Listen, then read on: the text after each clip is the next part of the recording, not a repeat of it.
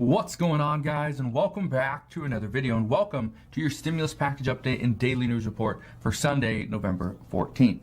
So here's what we're going to go over today. First, we're going to talk about additional payments. There's $4,000 payments, $3,000 payments, and $2,000 payments to essential workers. I want to address where they're coming from and why there's a lot of good news for essential workers, and not just current essential workers, but people that were essential over the past 20 months. This is when the whole pandemic really started, so we're starting to get more and more reports that states, counties, and cities are now planning to implement some form of essential worker bonus. So I want to address that because I know a lot of people were extremely upset there was no bonus for essential workers during the pandemic, but now they're starting to come back. So that is good news there. I want to give you a stimulus package update, talk about where we're at, where the Senate is currently at, what the Senate's plan is over the next week or so, trying to get a boatload of different things done before they go on recess again. So there's a lot of stuff I want to cover in today's video. So if you have any questions whatsoever, please ask your questions down in the comment section below. Here's what we know. There's major news for essential workers. First, in Massachusetts, okay, they're getting very close to passing a $2,000 check for all essential workers. Now, this is actually really good because this would cover a very wide range of workers. Essential in their case is not just firefighters, police officers, and EMTs, like in most cases. Here is what we know. This is going to be a huge bonus for anybody that worked throughout the pandemic. They say that an essential worker would include, but is not limited to, healthcare workers, long-term care workers, public health staff, child care workers, educators and school staff, farm workers, food production workers, grocery store and other service workers, transportation workers, utility workers, and foster care parents. Like I said, this is going to be big. Now, in order to qualify for this $2,000 check, it's a one-time check. That is it. Once the money's gone, it is gone. Well, in order to receive this, you have to have worked during the pandemic. You also have to have an income that is not more than 300% of the federal poverty level. So that's good news there, because normally it's you have to make 100% or less, or 125% or less. This is 300%. So that's very good news there. Again, this is just for people in Massachusetts. However, this is not the only place that is offering benefits to essential workers. In Hinds County, Mississippi, they are also offering some pandemic pay bonuses as well. These are going to go to roughly 900 full-time employees. Now, I know most people are not going to qualify for this because they don't live in Hinds County, Mississippi, but I want to bring this up because this is what we are seeing. And this is coming from multiple other counties and cities across the United States. And I'll address all those in a different video, but here's what I know. For those people in Hinds County, Mississippi that make less than $25,000 per year and are considered essential, well, you would get $4,000 as a bonus. For those making it between $25,000 and $54,000, you would get $3,000, and for those making over $55,000 per year, you would get a $2,000 pandemic pay bonus. It's good. Now, here's the big one. Last week, a group of lawmakers, this was led by Republican Senator Marsha Blackburn. This actually came from a couple weeks ago, I believe. They actually rolled out a measure that would protect essential workers from being fired over a vaccine mandate that was put in place by President Biden. Now, here's the reason why I say this is so big.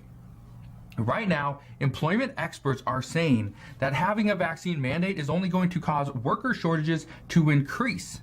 And as we see more worker shortages, we are going to see a bigger issue as far as the supply chain, getting the economy back on track, right? And then as we see more worker shortages in one place, it's gonna actually kind of build into kind of snowball, and so we'll see more worker shortages in other places.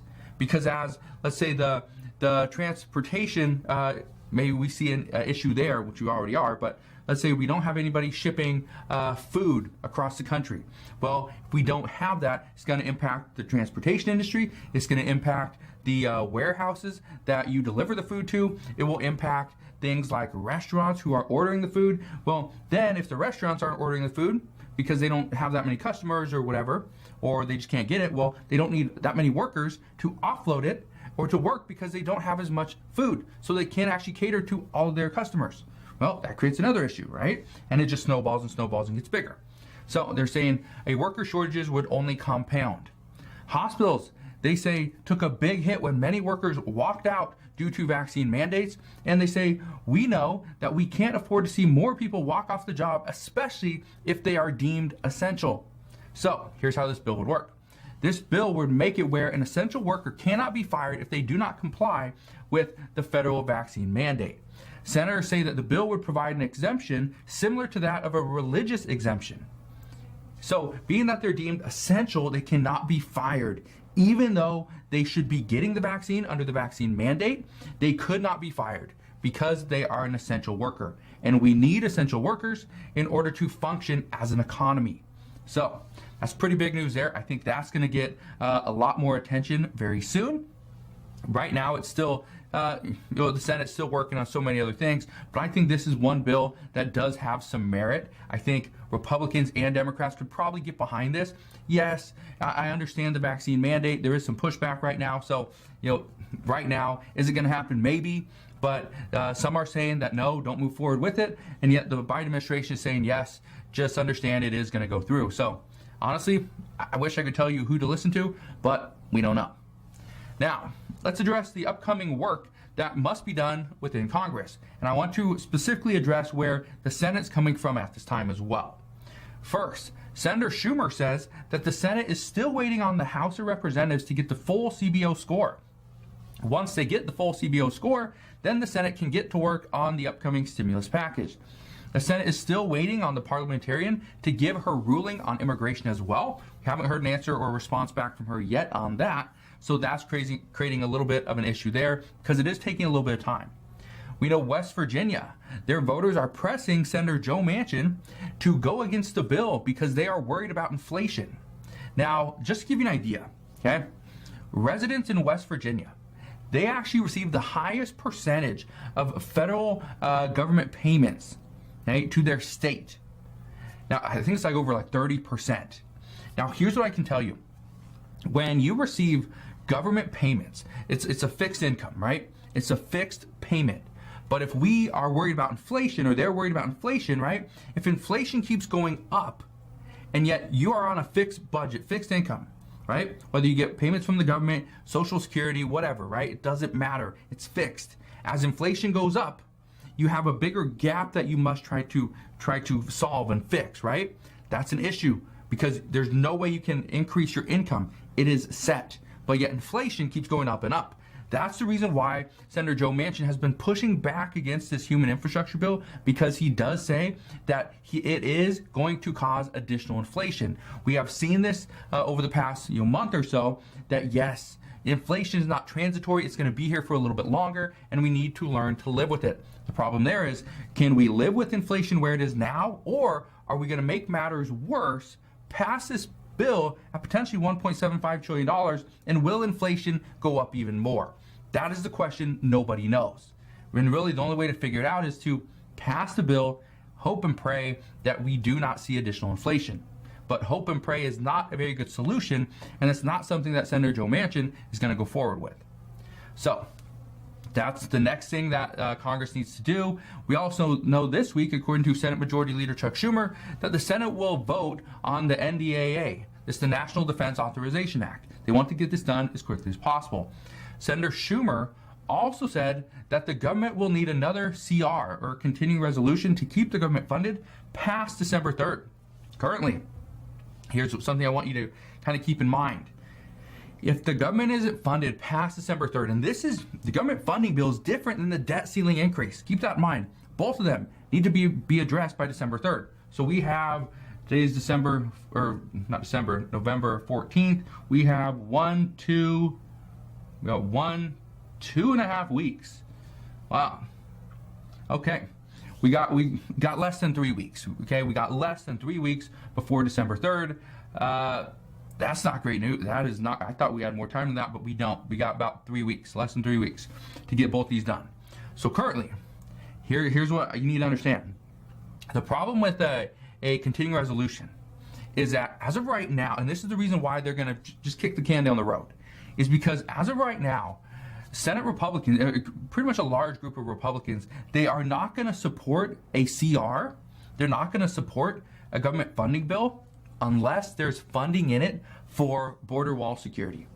They say it has been abysmal as far as the tactics that President Biden and Vice President Kamala Harris have used in order to fix the border security.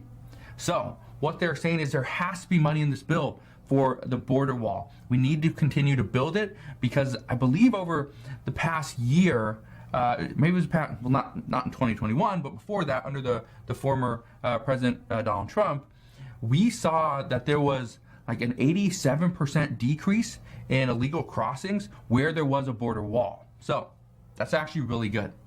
Now, one thing that I want to address as well is that as of right now, Senate Majority Leader Chuck Schumer does not actually address or mention the debt ceiling.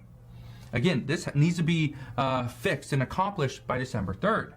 Well, according to Senator Joe Manchin, he says it would be crazy if Democrats try to use the debt ceiling as a weapon to pass their own agenda. Whether Democrats are going to risk a debt ceiling breach simply because Republicans do not want to support the government funding bill or the CR, or are they going to do that to try to get other things passed, maybe lower the current human infrastructure bill if Republicans jump on board and help them raise the debt ceiling? Well, according to multiple Republicans and the Senate Minority Leader Mitch McConnell, he says that he is not going to bail out Senate Majority Leader Chuck Schumer again. That was done. The last time was the final straw. So we will see what happens there. But at this time, according to Treasury Secretary Janet Yellen, she says squashing COVID is the only way to lower inflation, which I understand where she's coming from, and I think she is right. The problem is, how do you get rid of COVID? It's very, very hard. And according to many experts, they're saying COVID cases are surging across Europe, and multiple experts in Europe say that this should serve as a warning call to the people in the United States, that we are not out of this pandemic. We still have a long ways to go. COVID cases will start surging back, especially if we are not getting vaccinated. So I don't know where to go from here. All I can say is we're waiting on Congress to see what they do, waiting on answers from President Biden, from Senator Joe Manchin, see where he's at. Are we going to pass this human infrastructure bill? Honestly, we don't know. We're going to wait and see what the Federal Reserve does. Are they going to start raising interest rates? All right, what are they going to do? What are they saying? What is Treasury Secretary Janet Yellen? What's her plan? Especially moving forward when we have less than 3 weeks before December 3rd. It's going to be a crazy few weeks, especially when we also got Thanksgiving break in there as well. So as I know more, I promise I'll come back on and share all the latest news and updates. Again, just want to thank you guys for watching. Have a wonderful rest of your Sunday. If you enjoyed today's video, do me a favor, go ahead, hit that like button. Also consider subscribing, and I'll see you guys on the next one.